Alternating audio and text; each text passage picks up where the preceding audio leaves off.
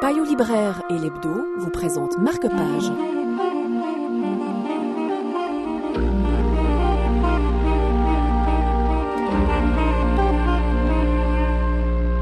Paul Valéry est un travailleur infatigable. Il se levait tous les matins entre 4h et 5h du matin. En peignoir, il se rendrait dans son petit bureau pour consigner des notes dans ses cahiers.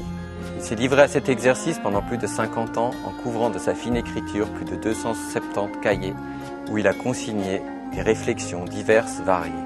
C'est dans ces réflexions qu'il a puisé la matière de l'ouvrage dont nous allons parler aujourd'hui, le bilan de l'intelligence. L'œil à l'époque de Ronsard se contentait d'une chandelle, si ce n'est d'une mèche trempée dans l'huile. Les érudits de ce temps-là qui travaillaient volontiers la nuit lisaient, et quel grimoire, écrivaient sans difficulté, à quelques lueurs mouvantes et misérables. L'œil aujourd'hui réclame 20, 50, 100 bougies. L'oreille exige toutes les puissances de l'orchestre, tolère les dissonances les plus féroces, s'accoutume au tonnerre des camions, au sifflement, au grincement, au ronflement des machines, et parfois les veut retrouver dans la musique des concerts. Dans ce texte de 1935, Valéry dresse un bilan bien simple. Le progrès scientifique avance beaucoup plus rapidement que la faculté humaine de s'adapter aux changements que le progrès scientifique induit dans nos existences. La vitesse, le calcul, la mathématisation du monde menacent l'espèce humaine. Que va-t-il rester de notre esprit face à ces challenges ?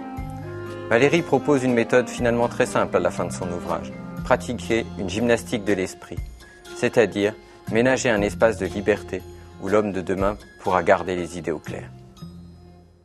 Payot libraire et l'Hebdo vous ont présenté Marque-Page.